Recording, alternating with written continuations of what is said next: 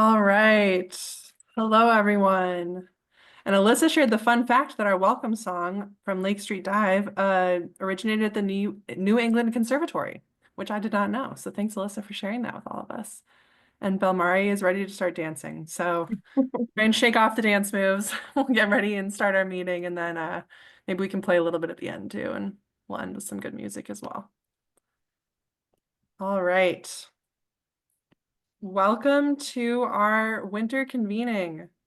Danielle thought it was her Spotify. That's amazing. Okay, so as we get started, we're going to kick off with our typical kind of welcome slide. So I would encourage you all to add your name, pronouns, and an organization or affiliation if you are here representing an organization in the chat.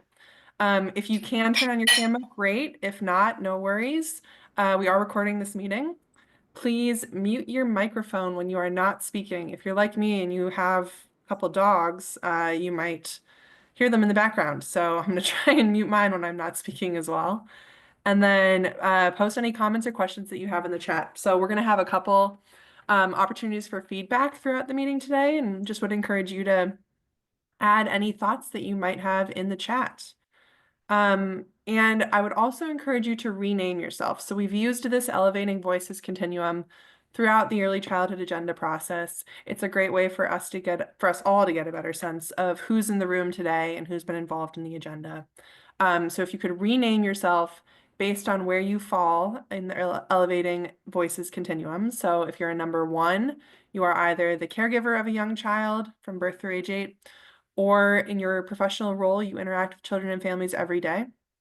Number 2, you interact with children and families occasionally. And number 3, you do not regularly interact with children and families, but you do have a vested interest. All right, so while everyone is setting up their renaming, adding their information into the chat and introducing themselves, I'm going to introduce myself and then turn it over to the strategies team to do some quick introductions. So hello, everyone. I'm Marissa Fear. I'm the Director of Policy at Strategies for Children, and we are the hosts of the Early Childhood Agenda. I'll turn it over to Amy, Titus, and then we'll keep going with the strategies team. Thanks, Marissa. Amy O'Leary. I'm the Executive Director at Strategies for Children. Titus. Hi, everybody. Titus Dostromedius here, Deputy Director at Strategies for Children. And let's go Neri and then Jaylise. Hi, all. Welcome. My name is Diagneris Garcia, Neri for short. I'm the Director of Communications for Strategies for Children. Hey everyone, my name is Jaylise LeBlanc and I am the Program Assistant at Strategies for Children. And then Maria, do you want to jump on and say hi as well? Hi. Oh. Hi. How many Marias do you have? Oh, we had lots of Marias. Maybe Maria Maria de la Cruz de la will go to you Cruz. next. I'm Maria de la Cruz, Family Child Care from 2 up.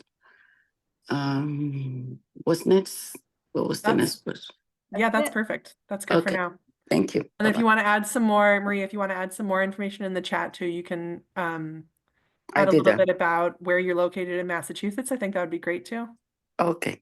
I'm located in Lawrence, Mass. Lawrence, awesome. Well, great to meet you. And then Maria is an intern at Strategies also. We have lots of Marias on the call today. So Maria, do you want to say a quick hello as well? Hi, everybody. Yeah, I'm Maria Suso. I'm the Strategies for Children intern for this fall. It's great being here. Perfect.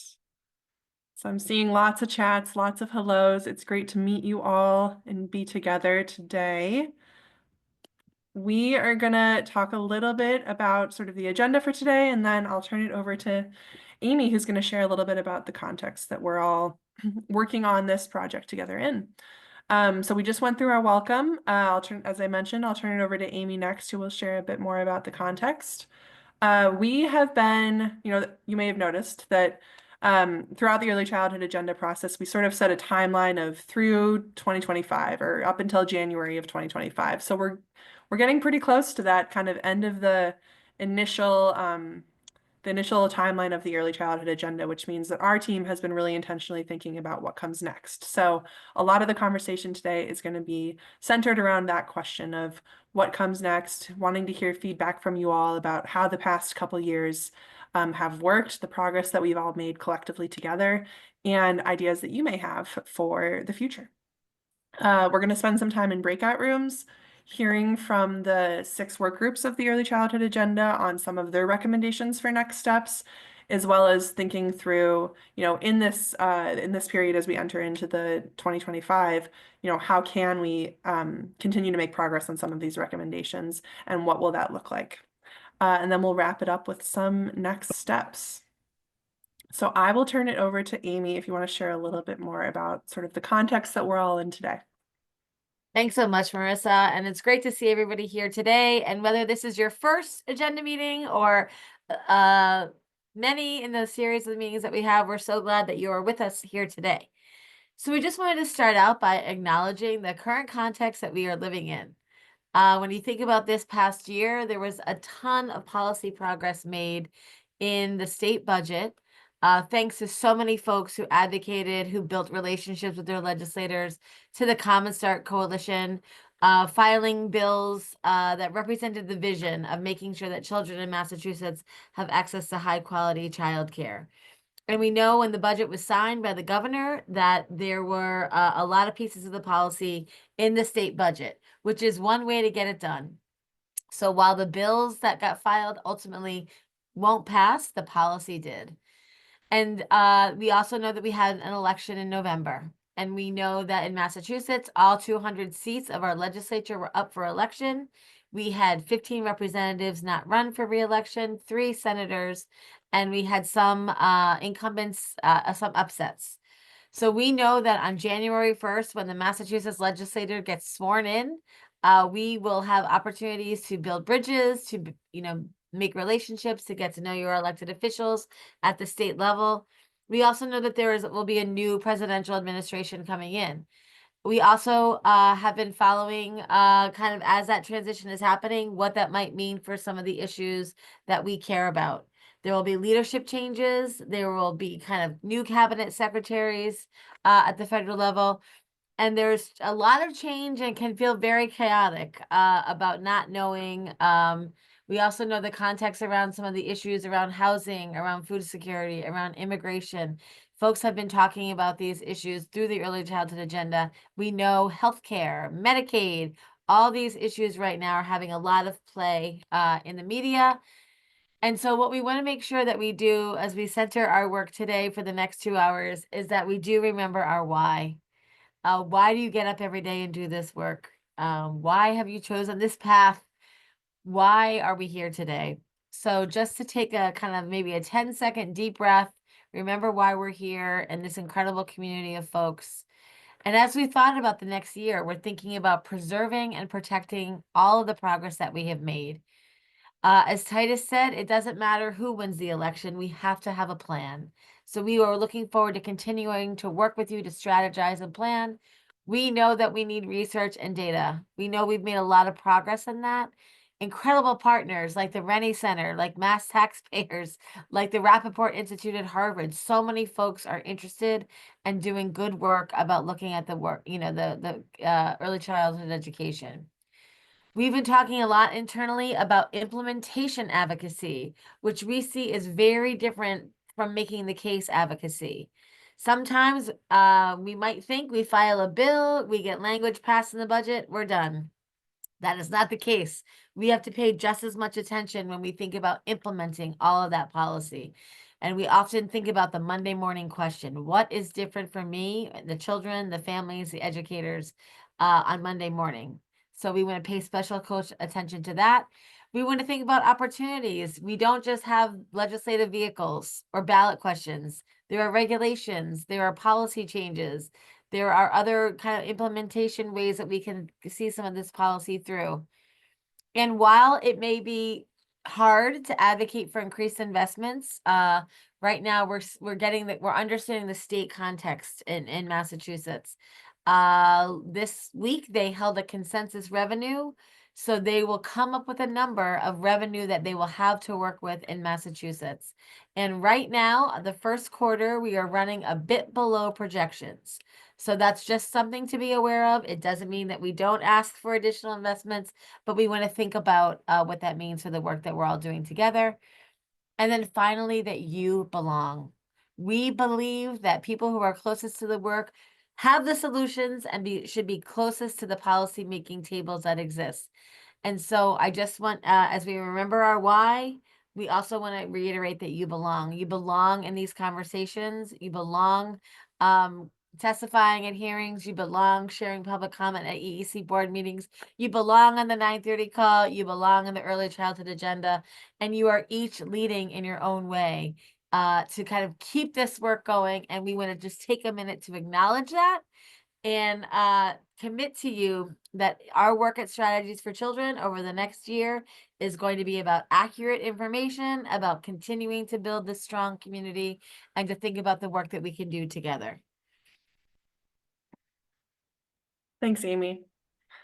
I just want to add that, I think one of the things that was really important to us when we were, thinking through what the agenda should look like and how we were all going to be working together, was that this wasn't just a legislative campaign, that there's so many opportunities to make change in early childhood that go beyond that. That's one really important component of it, but there are lots of opportunities beyond that. And I think Amy touched on many of them.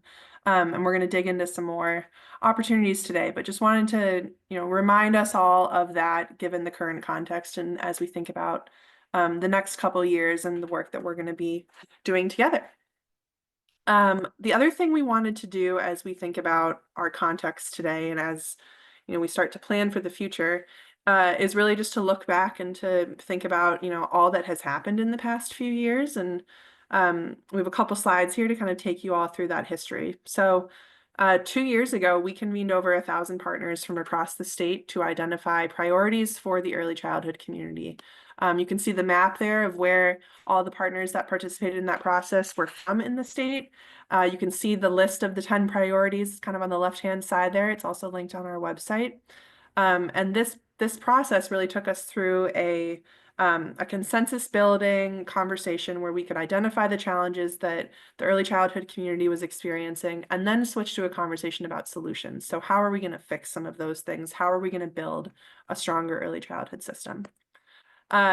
We announced those 10 priorities at the Massachusetts State House, which was our first chance to kind of get together in person to have conversations around what we hope to see and how we hope to make progress on those 10 priorities with members of the legislature as well as with each other. We also launched a new website, which gotta say major thank you to Neri Garcia, who's on the call here, our Director of Communications, who really helped to lead that effort. But communicating what we're doing and kind of creating some of the backbone infrastructure for this partnership is a really important piece of this work. So I wanted to have some gratitude for the Early Childhood Agenda's new website as well. We celebrated the wins of our coalition partners. So Amy mentioned the Common Start Coalition earlier, which is one of our coalition partners. They were able to secure significant policy changes in the Massachusetts state budget this past year. We also have, a number of other coalition partners that are working on issues in early childhood. So, the Healthy Families Tax Credit saw significant increases to the child and family tax credit and the earned income tax credit this year. Massachusetts joined a number of states that have adopted universal free school meals with the Free School Meals Coalition through Project Bread.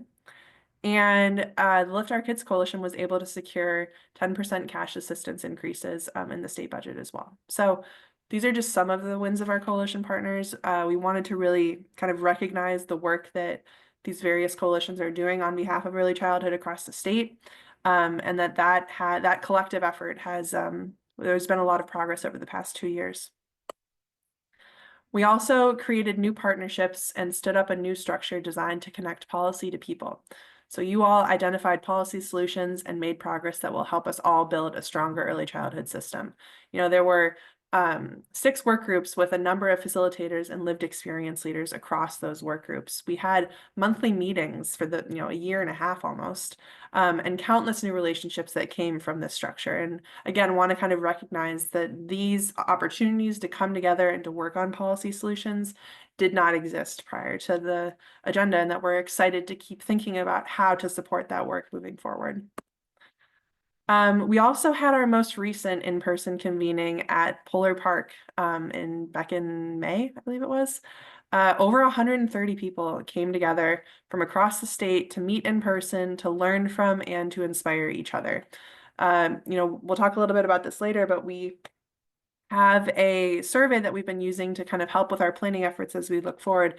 And one of the most common responses that we've seen on that is just the importance of these in-person connection points, the importance of networking, the importance of when we're together and we're coordinated, we go so much further. So want to really recognize these opportunities and the importance of in-person gathering spaces for early childhood. So what comes next is kind of the main question on our minds today. And what we're going to do a little bit of is talk about, the process that Strategies is going through internally, the lessons that we've learned in our sort of initial thinking about the early childhood agenda, and I think wanting to get some perspective from you all and feedback from you all on what might make sense moving forward. There's a lot that we've learned throughout the early childhood agenda over the past couple years. It has been incredible and really, I think, successful in a lot of ways. And we also have some, we've noticed some challenges, or we've noticed that there needs to be additional support in some areas, and want to kind of recognize that reality and think about, this is the first time that we've done this, and the first time that the early childhood agenda is sort of serving as this coordinating role in Massachusetts to support advocacy efforts for early childhood. And that comes with learning. And so want to kind of take that journey with you all and think about what comes next. So the first thing here is that, Strategies for Children has been really intentional about referring to ourselves as the hosts of the early childhood agenda. We love playing this background supporting role and being able to host these conversations, to convene partners, to provide some of the support for the agenda, but it's not ours, it's all of ours collectively. And one of the things that we want to focus on as we think about the future is this idea of the agenda being a marathon and also a relay race. So marathon in the sense that we know that all of the change that we want to see happen to early childhood in Massachusetts isn't going to happen overnight.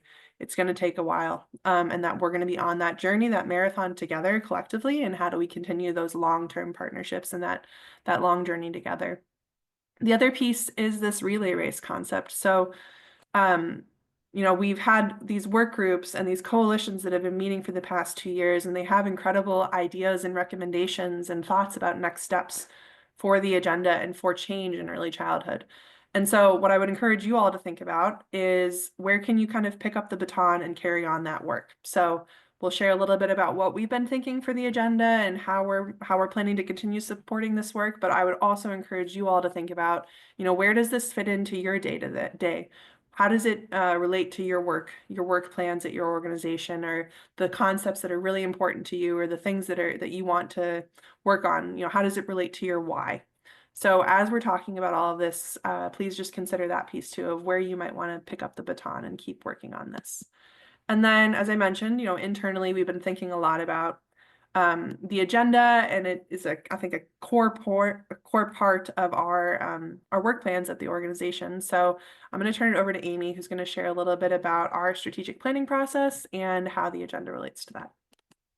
Thanks so much, Marissa. And we know we are flying through this content. We want to make sure that we have time for discussion. So there will be breakout groups and opportunities for folks to participate in that way.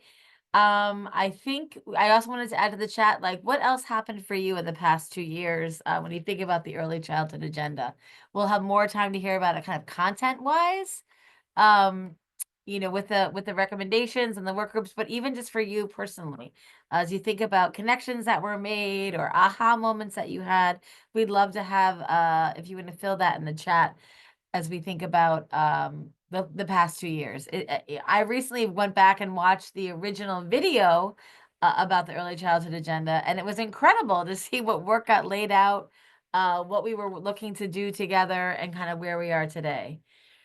So when we think about Strategies for Children, we will celebrate our 25th year in 2025. Or 2026. There's some debate because we started a campaign and then incorporated in 2001. But strategic planning has always been a core value of our organization, both kind of internal and external feedback, thinking about our goals, what are we doing, where does advocacy and policy fit in? And, you know, as when we started in history, we really were started as a campaign to get universal access to pre-K in Massachusetts. And that was, you know, when you think about what was going on in the world, what was going on with our organization, that was right when this discussion about, you know, access to pre-K should be part of state education. And we worked for a long time. We filed bills, we did research, we issued reports, we worked with the grassroots, we had an advisory committee, we ran a coalition, we ran a campaign. And while we made a lot of policy progress, we still don't have the kind of the ultimate vision that we had, which was state-funded pre-K in Massachusetts. We have a lot of the other pieces, and I think Massachusetts has always stood out as a state that was trying not to work in silos, but to build on this existing mixed delivery system. And so when you think about our work, then we evolved around looking at individual communities, thinking about reading proficiency, thinking about third grade reading proficiency as an outcome for what we wanted children to have for the first 5 years of their life, which is high quality kind of early learning experiences. And then when the pandemic started in March of 2020, we pivoted. We learned so much during the beginning parts of our organization, and we used those lessons to think about accurate information, having opportunities for people to get to know each other, working statewide. And so when you think about from 2020 on with our the 9:30 call, the early childhood agenda, our advocacy network, and our early childhood blog, these are all the ways that we try to get that work done. And we had a very intense strategic planning process because we have tripled our staff at Strategies. We've gone from 2 to 6 people. We have seen the funding community respond and be so supportive, not just for funding, but for policy and participation. And now we are starting kind of the next phase of our strategic planning and thinking about more as a strategic direction. Where do we want to go with Strategies for Children and the work that we're doing? As we've been talking about it as our team, we know that the early childhood agenda is going to be a huge part of the work that goes forward. And we also know that the early childhood agenda is going to evolve. So it's this idea of like, how do you plan for, which we don't know how it's going to work out yet, but we wanted to have this consistency with the early childhood agenda. So we're so excited to be working with Rhonda Alexander, who is also the facilitator for the stewardship team for the early childhood agenda, to help us kind of chart the next course. And as we met as a team, this is the strategic plan focus question that we developed after many minutes and hours of discussion and thinking about this. So our question is, how might SFC leverage existing resources and staff and grow capacity to create and implement a clear, abundance-centered plan and build bridges across Massachusetts' early childhood system in order to bring about significant systemic change? And you're going to hear the word abundance a lot in the next couple of hours. We really want to continue to help us all reframe from scarcity to abundance. But this is the question that we'll be tackling over the next 3 months. And we see this discussion so connected to the discussion we're going to have today. As Marissa mentioned, we see ourselves as the hosts, as the backbone of the early childhood agenda. The work that got accomplished over the past 2 years was not just about the 6 of us. It was about the thousands of people. Some of the diehards who came to every meeting, every workout group, some people who were checking out the group maps, you know, at midnight before they went to bed. We valued all of that participation. We're going to talk about and evaluate what does participation look like and feel like in the early childhood agenda, and then what are we trying to do? We have been inspired by all the work happening in the work groups. As Marissa said, we tried it, creating 6 work groups, supporting and acknowledging and compensating lived experience leaders, and then really thinking about what other content experts were out there and kind of were willing to join us for the past 2 years and try this out. And so I think as we have these conversations going forward, as we're in the breakout groups, we would want to just share this question with you, because this is where we are just in the beginning of our thinking. and wanted to kind of offer this as we think about what this might mean for the early childhood agenda. So Marissa, anything we should add to that? Just would add that I saw Janubia put in the chat that she loves the mindset from the change of mindset from scarcity to abundance. And I And would I agree, won't Janubia. cry yet here on the call, but I have to tell you, we had our Strategies for Children board meeting yesterday, and we added 7 new board members to our board of directors in the last year. And we had a meeting yesterday. It was on Zoom. Folks came up, and we realized we had been using kind of an outdated structure and template for our board meetings. And so they were helping pushing us, even something as simple as a meeting agenda. We were really thinking about scarcity, and we were kind of inundating people with information. And we were like, we got to change the way that we're doing everything, and really thinking about abundance. Abundance is not just about having more money. It really is reframing about what would it look like. So we're really excited, Janubia. I'm glad that's resonating with you. And hope that you will join us in this abundance thinking, and that we can hold each other accountable. That's the other thing that sometimes we feel like we're doing it internally as our team, but also like what our role is when we think about our role as a convener. Yeah, this conversation is reminding me of our in-person event at Polar Park, and we had sort of 3 kind of mini panels during that event where we invited 3 or 4 individuals to kind of speak about a certain topic, and one of the topics was talking about, how do we make an impact together? How do we make progress, and what does that look like? And abundance came up a lot during that conversation. And the other piece that came up in that conversation was this idea of collective impact. And I think Amy touched on that piece too, that, what we're trying to do here isn't just about the 6 of us and what we can physically do together. It's about what all of us can do. And that means, you in your specific lane or in your work plan at your organization, and sort of the learning communities that we can create together where we can all learn about something at the same time, or we can have connections and relationships to new people, and how much further we all go because of that. So all of that I think is very centered on this abundance mindset conversation. I just want to say that Dodie used the word shift, and that's exactly, we want to feel the shift, right? We want to feel the movement.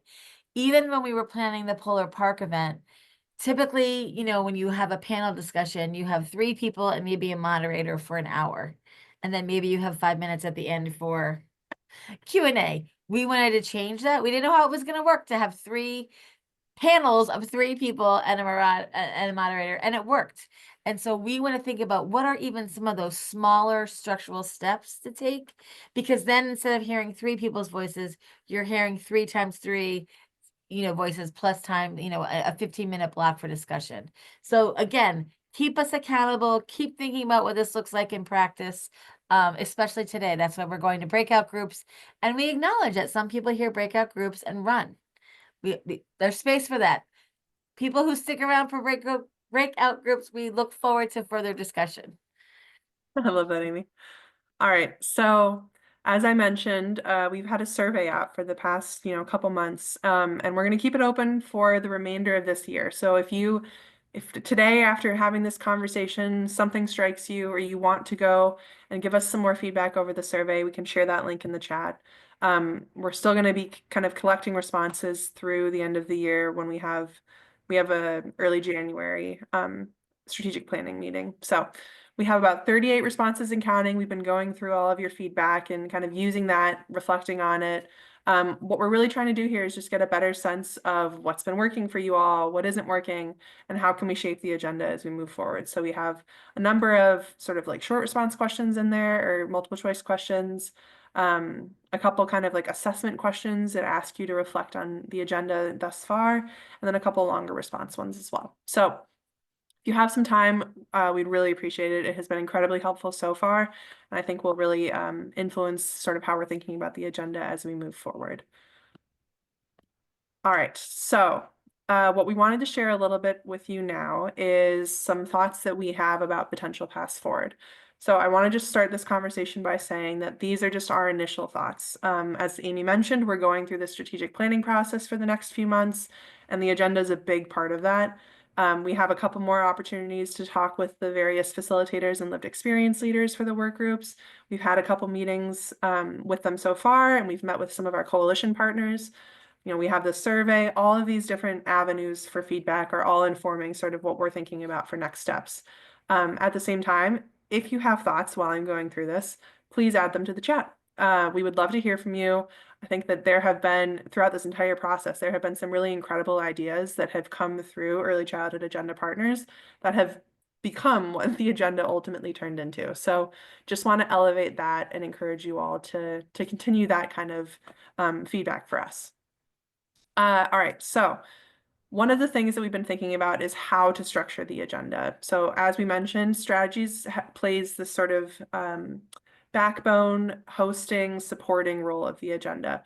What we're trying to do here is, if you want to think about like an air traffic controller or a point of connection within the early childhood system, we know that there needs to be a place where people can come together and they can talk about early childhood issues and they can work towards solutions together.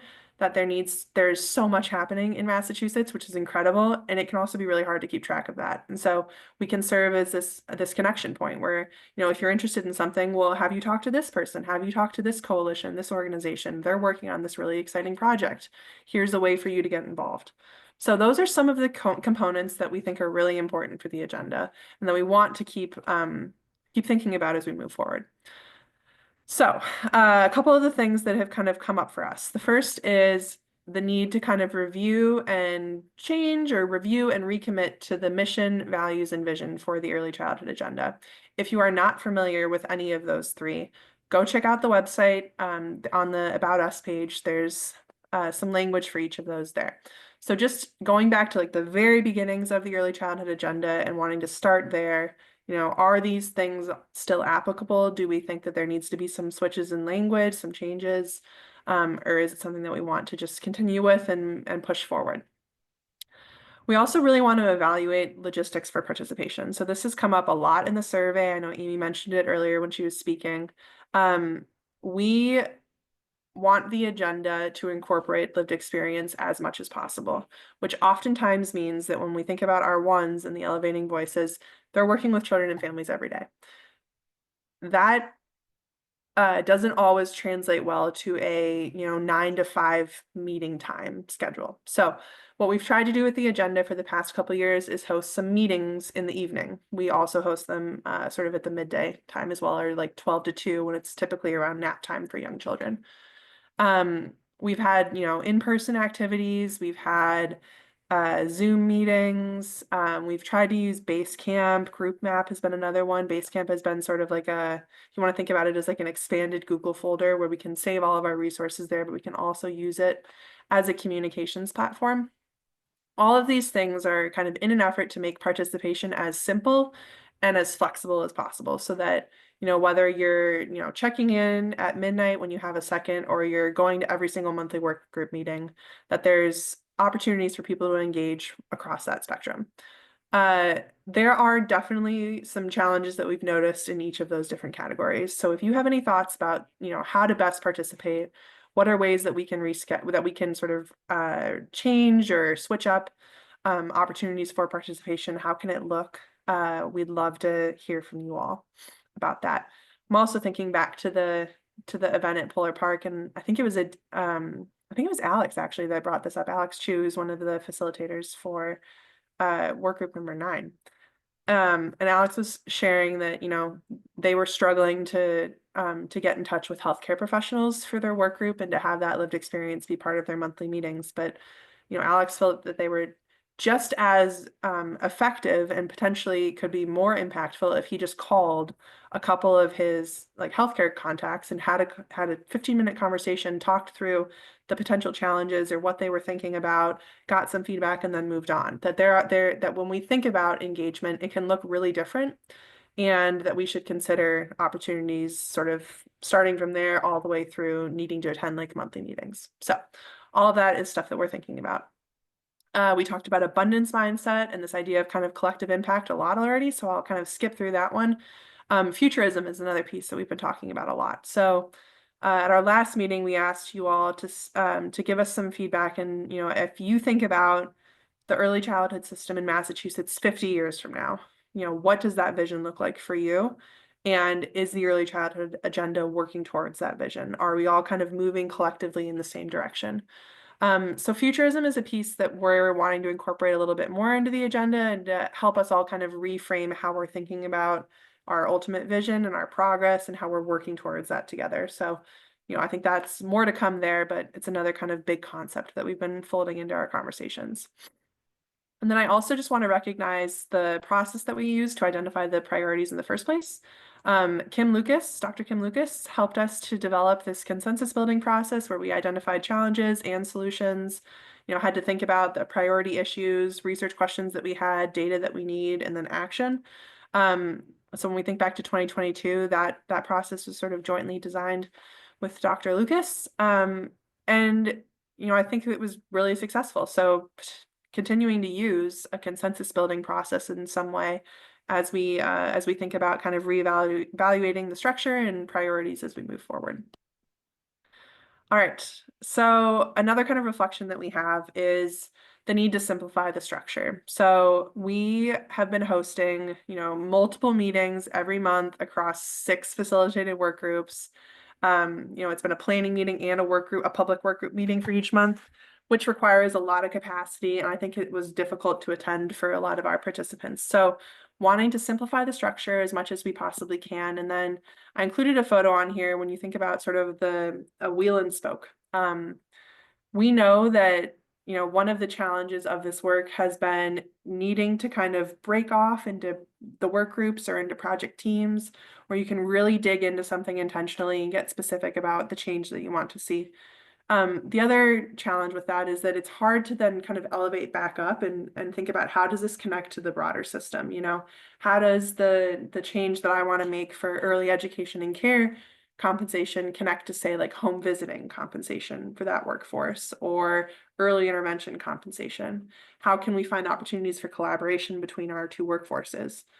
That's a really key component of the early childhood agenda, and it's been something that's been kind of missing from the work group structure. So some of the things that we've been thinking about is how do we sort of view the agenda as that center part of the wheel and spoke, and then all of these other activities, whether it's, you know, through state agencies or coalitions or project teams across the state that are all working on that sort of centralized issue area.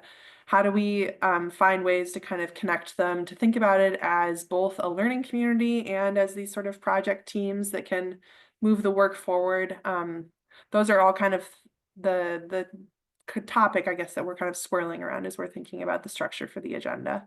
Again, some of the things that we think have been successful so far has been providing compensation and support for lived experience, knowing that that needs to happen for facilitation as well, thinking about development activities. So how is fundraising taking place across the early childhood system? How are we, you know, making sure that there's investments in key ideas and projects and pilots that would really help to move the work forward? And then advocacy as well. So when you think about structure, those are some of the ideas that we're kind of thinking about right now. And then when you think about how to partner with coalitions, we have a couple thoughts as well. So one, that there's a lot of coalitions in Massachusetts. There are some that are working on early childhood specifically, and there are others that are working on various issue areas. So let's use housing as an example. And while you might not see a direct connection between housing and early childhood right off the bat, we know that those 2 are very interconnected. So how do we kind of bring the early childhood perspective to housing conversations, to transportation conversations, to all of these various coalitions that are working across Massachusetts? We also need to better understand opportunities to add value for those coalitions. So what would be most helpful for them? As I mentioned, we've had a couple conversations with coalition partners. And so the next 2 bullets have a couple ideas there on what we sort of the feedback that we've gotten that has been helpful so far, opportunities to collaborate moving forward, but we want to know more. So a couple of the ideas that have come up have been, you know, can we organize focus groups or listening sessions, or maybe it's a little spin-off working group for the coalition that can bring that early childhood perspective to the coalition's conversations and activities. That's one idea that, you know, some of our coalition partners have brought up. Another has been pursuing joint funding opportunities. So again, being able to kind of add that early childhood perspective to coalition activities which has resulted in opportunities to collaborate on sort of aligned policy solutions or thinking about cross-sector. Where are there intersections between these two coalitions and the priorities that they're working on, and where can we maybe combine efforts to move something together?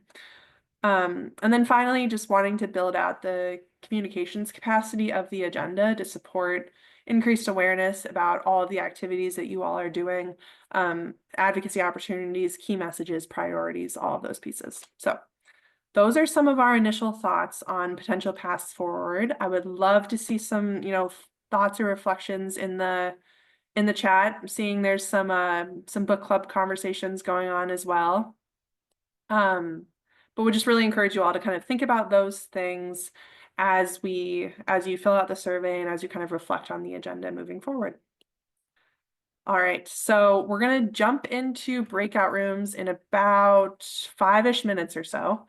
And before we do that, we want to share a little bit about sort of next steps and what's gonna come next. So logistically, today we're gonna spend pretty much the rest of the meeting in breakout rooms.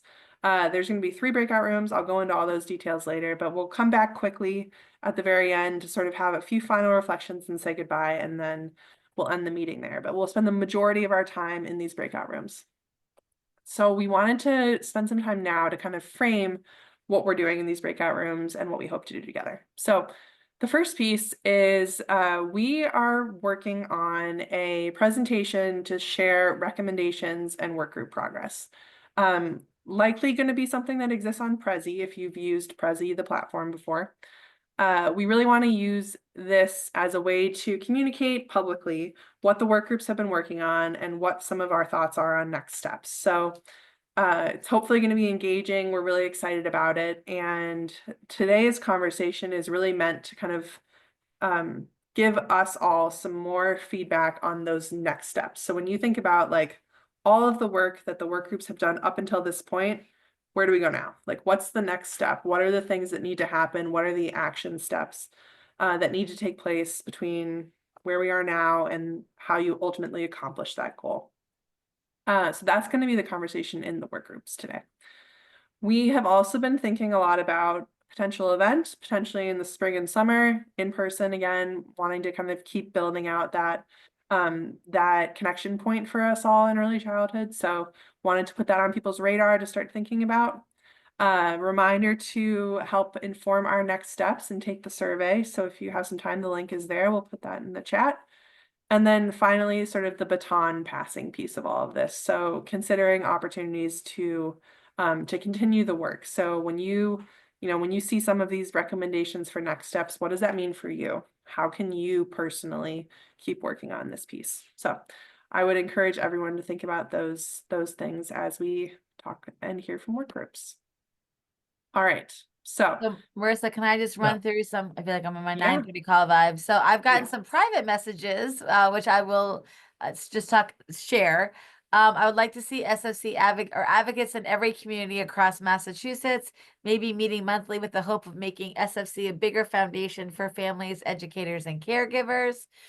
Amy Eisen shared, I am so impressed with the power of you 6. Thank you for telling us we belong and for helping us discover new ways we can contribute. Your reflections and ideas to move forward are excellent starting points for new visioning. And also your path has been so far been tremendously impactful in ways that are hard to completely track. I'm inspired today, as I always am with you, with your convening. Thank you, Amy. And I would love to hear, we have a minute or two if people want to add other things to chat, like what else is coming up for you. I think there's so much information. Even when we try to plan these convenings, you want to think about how do you honor the work that's been going on. And how we were joking about the charts that we've been using, and people have been writing dissertations instead of recommendations or run-on sentences. And so I think when you think about, I'd love to see more thoughts about abundance, scarcity to abundance. And if you can think about what that might look like kind of in the agenda. And then I guess also like how you're feeling about the kind of what's your hope for 2025? What, how does this all fit together? So while we go into the breakout groups, we'll have more time for discussion, but it's always so helpful to have things in chat, and you can send them just to me or you can send them in live chat. But I think I'm sure things that we've been thinking about, you're thinking about too. So it would just be helpful to see as we kind of continue on today. And if anyone can't use the chat, you can come off mute. Yeah, good idea. I know some of you are covering classrooms, lunch duty, some of you are on cell phones and it's harder to chat.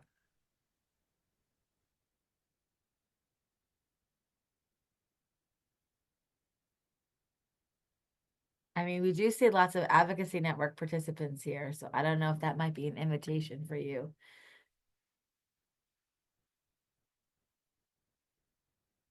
Marissa, maybe can you stop sharing for a minute so we can see everybody? Sure. Yeah. Thoughts, reactions, feelings, reflections?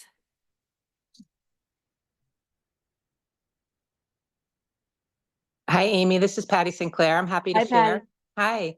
As we look ahead to 2025, I can't help but feel a surge of optimism and inspiration from all of you. A huge shout out to the incredible power of six, as folks are saying in the chat, for reminding us that we do truly belong. I echo those sentiments and for helping us uncover new avenues for contributions. Your insights and reflections serve as really a fantastic foundation for our future visioning. And the impact of your journey has been really profound, even in ways we say we can't quantify. So today and always, definitely energized by the time we've all spent together. So thank you, everyone.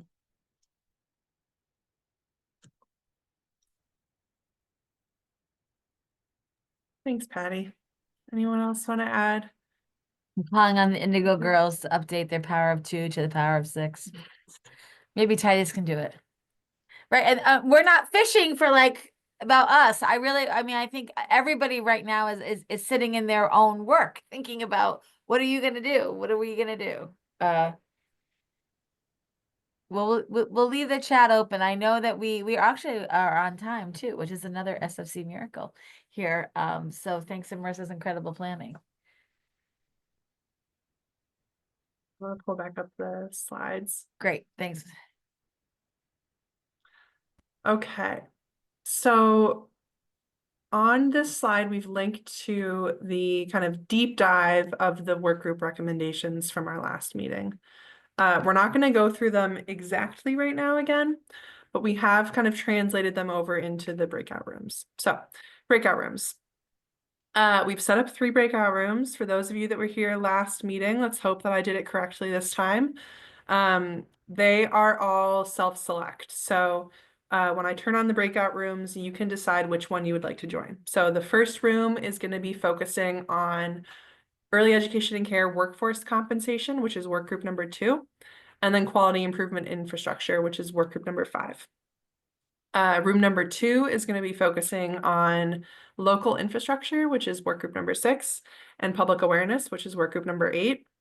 And then work group number 3 is going to be focusing on developmental monitoring, screening and referrals, and then linking health and early childhood systems, which is work group number 9 and 4. So you can also see here that I've tried to color coordinate. So work group number 1 is in green, work group number 2 is in blue, and work group number 3 is going to be in orange. That comes into play on some of these template slides. So you can see that, I've organized it so that there's green at the top of room 1, and then when we get to blue, it becomes room number 2.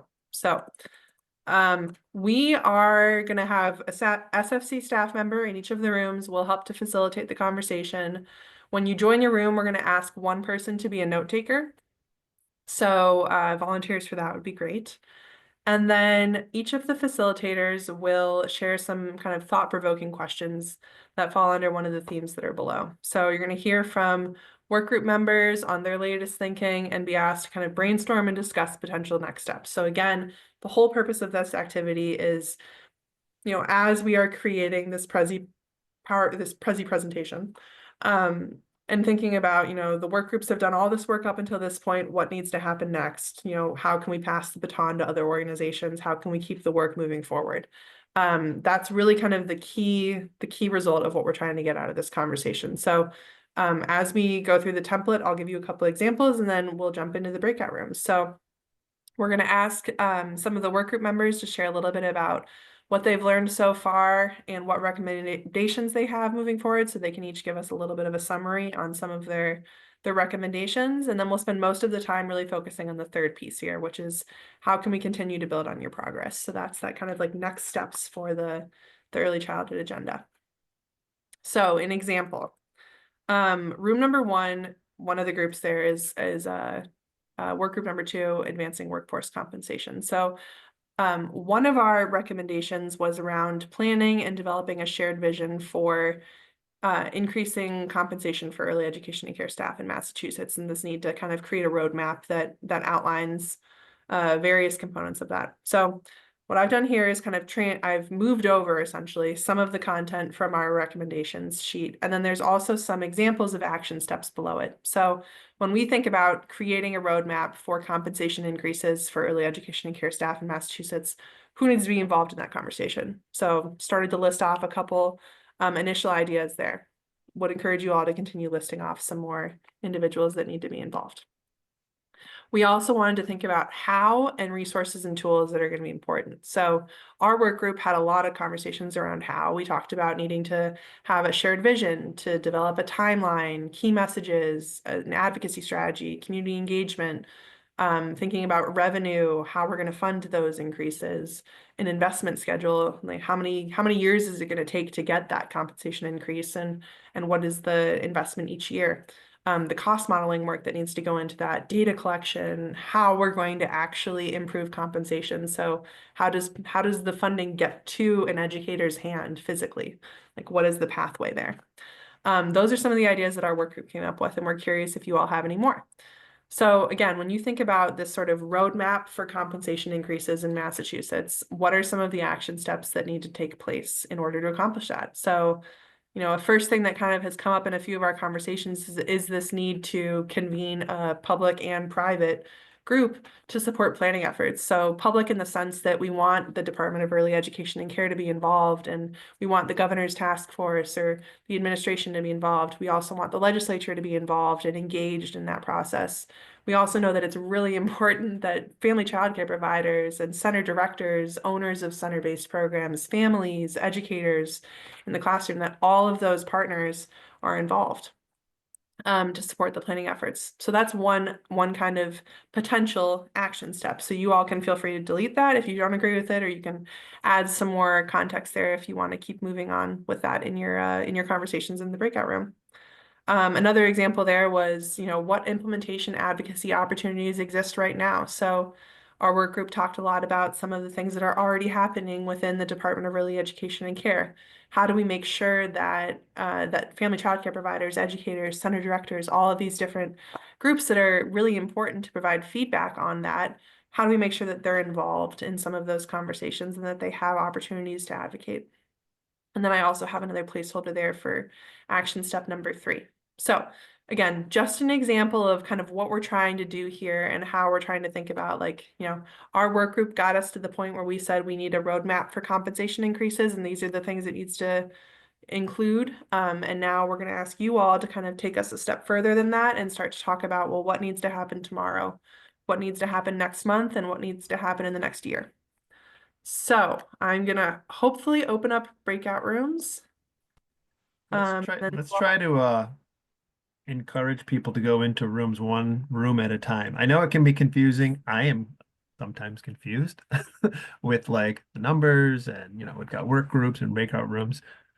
So would that work, Marissa? You can open them all, but then encourage people to join and describe like what room to join, who should join what when. They open all at the same time, so I can't quite do that, but I can open the rooms and then you'll be able to see that they're each named. So it's room 1 is great. named for the workforce compensation and the quality group, and then room 2 and room 3 are also named. So I'll point that out once I open up the rooms and you all can see the options there. And we forgot a very important person in this whole process. Neri will be staying in the homeroom. So if you get lost, or Neri will be here. So if folks join, and just so we combine some agenda like areas. So like there's 2 to each room. So you'll get to hear 2 conversations for the cost of 1 breakout room. We did it purposefully also. I We sure did. would like to point out that lots of the conversations we've been having at stewardship team have been noticing some of these intersections between these two groups that are in each of the rooms. So wanting to have a conversation where you all can hopefully find some connection points across groups too. Our attendance ratio has stayed high. We're at 71. Good news. Okay, so the rooms should be open now. It worked. Okay, great. All right, so as I mentioned, there's 3 rooms. The first one is called Compensation and Quality. The second is Local Infrastructure and Public Awareness. And then the third is Developmental Monitoring, Screening, Referrals, and links to health and links between health and early childhood. So And you go have to ahead and click on the scroll room of your down choice. past everyone's name to see the room. Yeah, I'm seeing them start to populate, so that is great. And then Marissa, will you put the links in the chat so everybody knows what we're working on? Or is that my job? I'll put it in the chat. Great. So if you haven't joined yet, I'm going to room 3 because I am with work group 4, and also work group 9 is going to be in that room 3 as well. So if you were in one of those work groups, join me in room 3. Thanks, Marissa. And welcome back. We'll give people a few more minutes or a few, few more seconds to join back from their breakout rooms, and then we'll wrap it up for the day.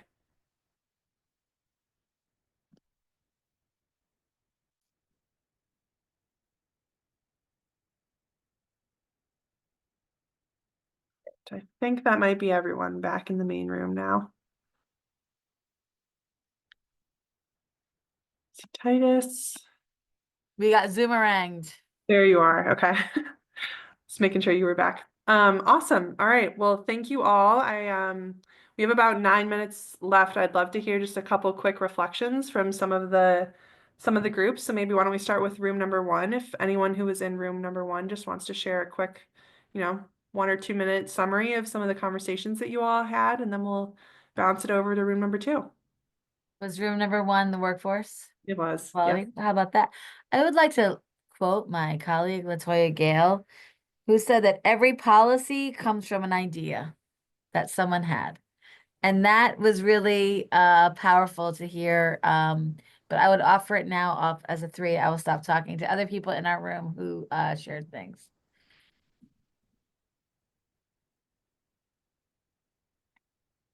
I would say that overwhelmingly we spent a huge amount of time talking about funding and how we would problem solve, who's making sure that we have the data collected and the right questions asked for funding and how that's going to happen. And then continuing, like our quality group constantly for the past 2 years, we would always have to remind ourselves, wait, we're not workforce, we're quality, because we always kept shifting toward these conversations. So it was really good to have them together because it's really hard to divorce those two. Great, Danielle. Thanks for sharing. All right, for room number 2, which was infrastructure and public awareness. Someone want to share a little reflection from our conversation?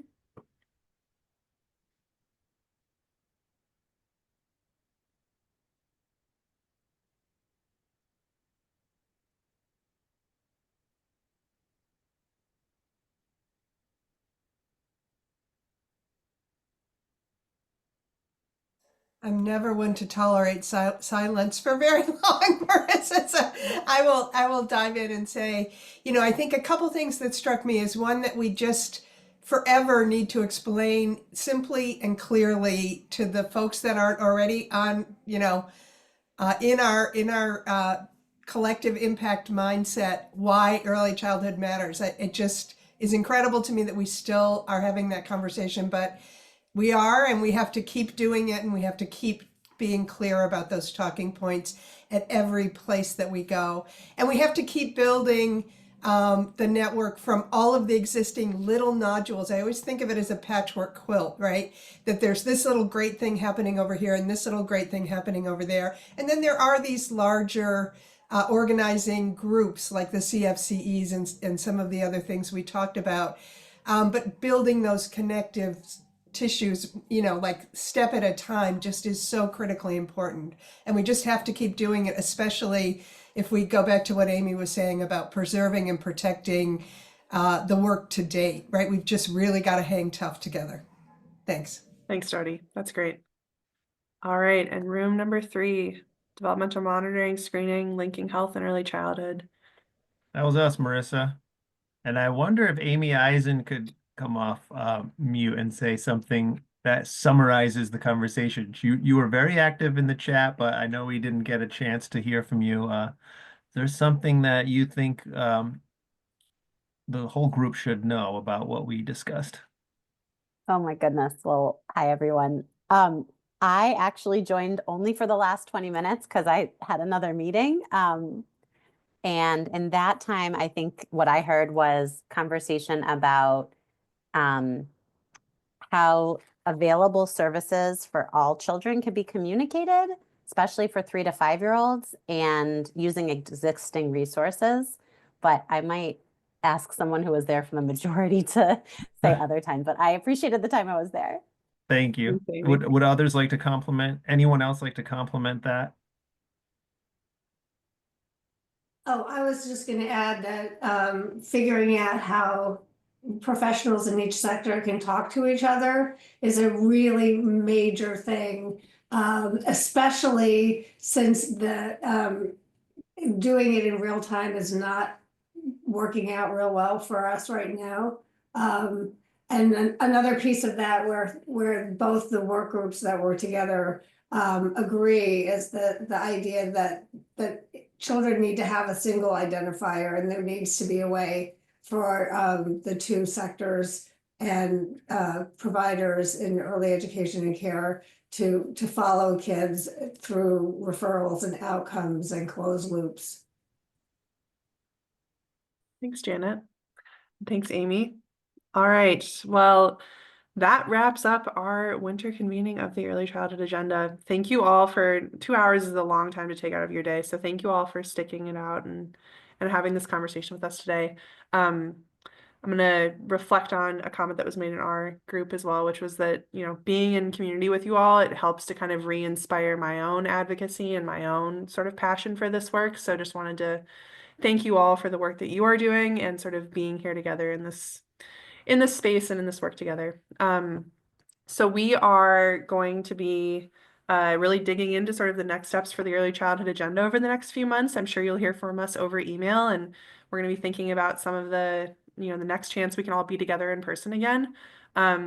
So again, if you have any thoughts about those next steps, if you want to continue digging into some of the work group topics, you want to pick up that baton and keep the work moving forward, just send us an email and let us know, and we'll keep doing that. But until then, I guess we'll see you all soon. And Amy or Titus, any last words? No? Well, just thank you. I mean, thank you. We had an incredible conversations. I think people appreciated the combined work groups. Appreciate your time. We did record the main session, so please share. We have our 9:30 call at night in Spanish coming up in 2 weeks. So please look out for that and continue to show up in all the communities that we are creating together. Awesome. All right. Have a great day, everyone. We'll see you soon. Have a great day. Thank you.